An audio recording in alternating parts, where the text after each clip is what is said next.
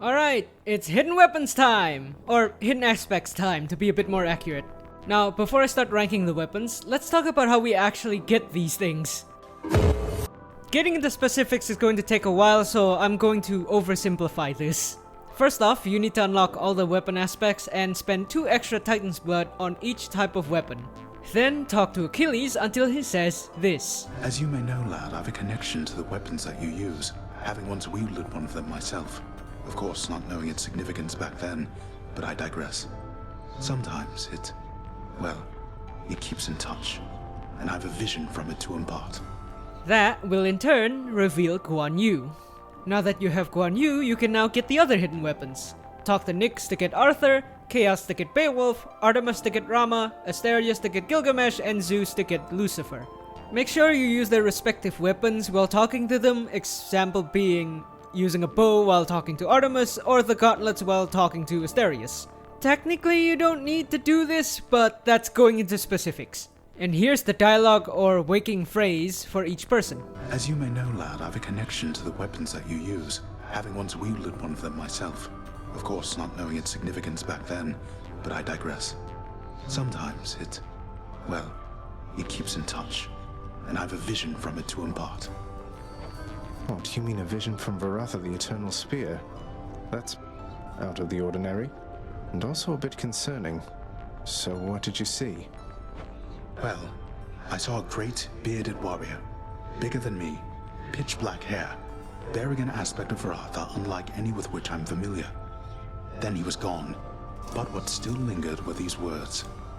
I see you through the eyes of the Crimson Phoenix. I see you through the eyes of the Crimson Phoenix. I don't understand. What's that supposed to mean? There's one more thing. This was not my first such vision. Long ago, I saw one of Varatha's other bearers. It was you. Your infernal arms. They must be weapons of the Fates' design.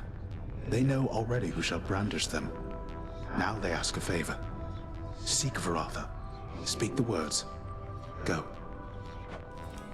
I see you through the eyes of the Crimson Phoenix. Hold, child. I have a message for you from my daughters themselves, concerning the blade of the underworld in your possession. Wait, you mean the Fates? And Stygius? I'm honored that they would have taken any notice of me. What is it that they want for me to know? They wish for me to impart to you these words, so that your blade, in turn, may hear them uttered from your lips. I see your kingly pardon from a prison of stone. Repeat them and remember. I see your kingly pardon from a prison of stone. This must be for one of the weapon's hidden forms. Please tell your daughters I am very grateful, Nyx. I shall, child. Although I'm certain they already know. Though whether they are aiding you or this is simply what must come to pass, I cannot say. I'll take my chances it's the former. Now listen, Zagreus. Admittedly, this is a little strange, even from me. I have a message for your bow. That's right. Just go on up to Coronach next time and tell it with a firm, commanding voice. I see you drawn in the arms of the 7th Avatar. Let me know how it goes, okay? Hark, young man, for I've a vision I must share with you. A waking phrase for exegriff, to be precise. Please beseech the weapon thus. I see your prideful fall down from the heavens to the flames. An odd connection to a past or future bearer, apparently one who defied a god. Well done. I bear a message for you, son of Hades. One recorded in an age when certain concepts it describes did not yet all exist. Remember this. I see you stand your ground against the serpent's flame. A waking phrase, to which you and the all-seeing artifact of my creation may respond. Waking phrase. And an all-seeing artifact, you must mean Aegis, right? So I'm to say to it, I see you stand your ground against the serpent's flame, and it'll wake right up. Though, can you tell me what it means, or who? Oh, I can tell you almost anything. However, I would much prefer it if you learned most of the answers you seek by yourself. You've come, short one. I dreamed of this very moment. Come on, Asterius, we fought how many times already? What's there to dream about? No, I dreamed. And in my dream, there was something I had to tell you. Rather, something you have to tell the weapons you wear in your hands. Tell them, I see you overcome the wild and make peace with death. Hey, I know what that is. That's a waking phrase. So I'm to speak it to Melphon. Wait, why are you helping me? I don't know whether I'm helping you or not, but in my dream, an ancient hero fought a beast of a man bare-handed. They became friends in the end, after a great battle. I long for a fight like that. If anyone wants to explain this better, go right on ahead. I'll also be putting a better explanation in the description. Now that that's out of the way, let's start ranking these things. Reminder, these weapons are all level 1. Aspect of Arthur, aka Excalibur.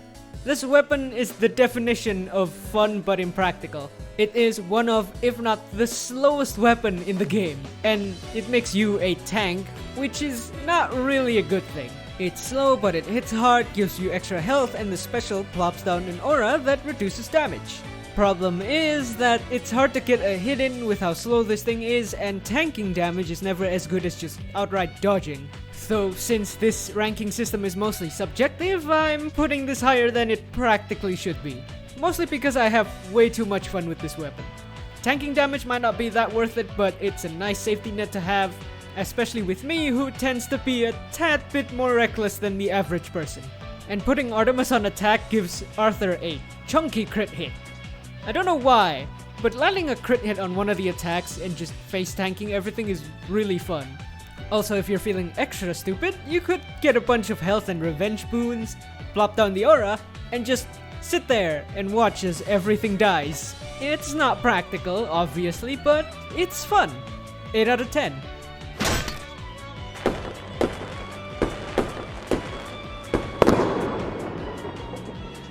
Aspect of Guan Yu.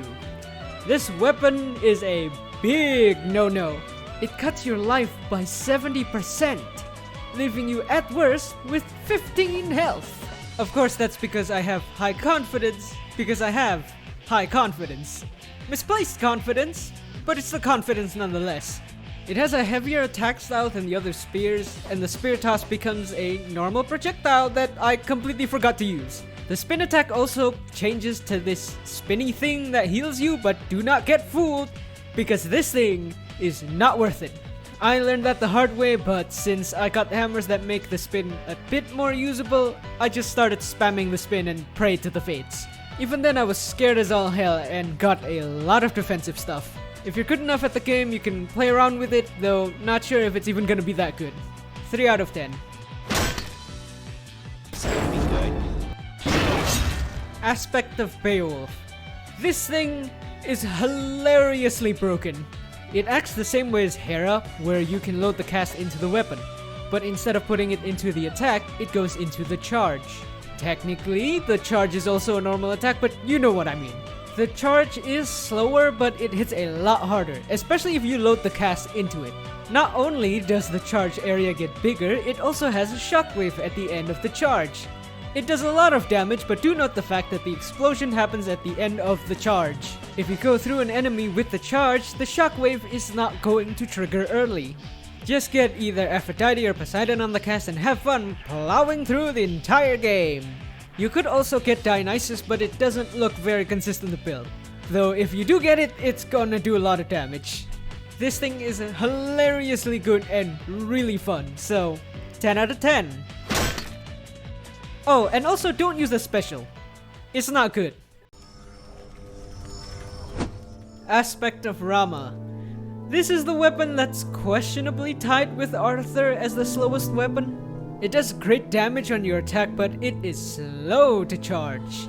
And the special is this burst fire bouncing straight shot thing.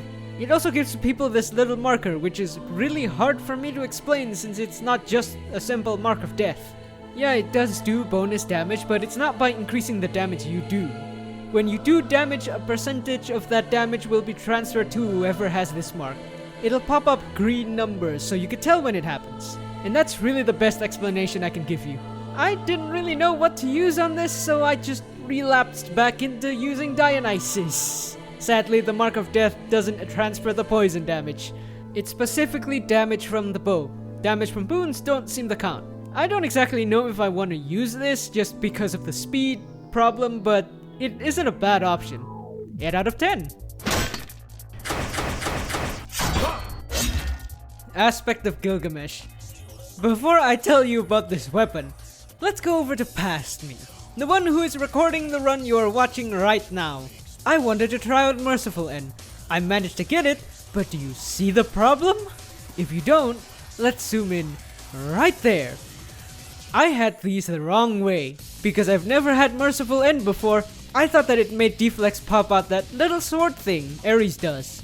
It did not. What it did is make Ares' delayed damage into instant damage with a deflect. So my dumbass fought through Elysium till Hades going, this isn't as good as I thought it would be. I decided to not be an idiot, reread the boon and got it the correct way. And oh my god, look at his health. This fight took less than 2 minutes. I am an absolute idiot. If anyone wants to yell at me, I 100% deserve it. Now the reason I talked about this is mostly because I can't think of another build for these things. You get 2 extra dashes and your special is essentially Doom, though it is kinda risky to use since it's a double-edged sword. It does damage after a delayed period and acts like a Mark of Death, but it also boosts the damage of the enemy that has the mark, aka they're gonna hit harder. Merciful End is not the easiest nor the most consistent thing to get, and the gimmick is meh. So, it's getting a 6 out of 10. Aspect of Lucifer is a really good contender for a Hestia as my favorite gun. Instead of bullets, you get a laser, and your grenades turn into ore. It has a pulse that does damage, and if you shoot at it with your laser... Yeah, that might be a bit of an exaggeration, but this thing has a massive explosion. Compared to the bullets, the laser does better because the longer you shoot, the harder it hits. And of course, the hammer makes this thing a lot more fun. One hammer makes the laser faster and the other gives you 3 grenade shots. Or at least that's the ones I got. There are a few more hammers that I didn't get to try yet. Now, I did want to get Artemis on attack after putting Aphrodite on special, but... I couldn't help myself. It's not even that good of a boon, it's just that Dionysus is one of my favorite gods. I think I'm still going to use Hestia over Lucifer, but I'll switch over if I'm feeling bored. 8 out of 10. Now with that, we have ranked the hidden weapons, and this is them slapped on the subjective tier list. But before we end this video, we need to make a few adjustments. Exegryph and Ares are going to be raised because of boon recommendations and me not picking Dionysus all the time.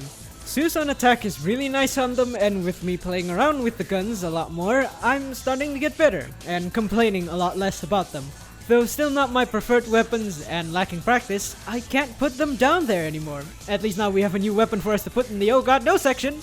It's also not ordered from left to right, just so you could better tell which weapons I like more. Though it is a subjective tier list, I still try to consider effectiveness when ranking these things. And you shouldn't take my word for which weapons are better than the other, obviously. I don't have as much experience with this game compared to most people.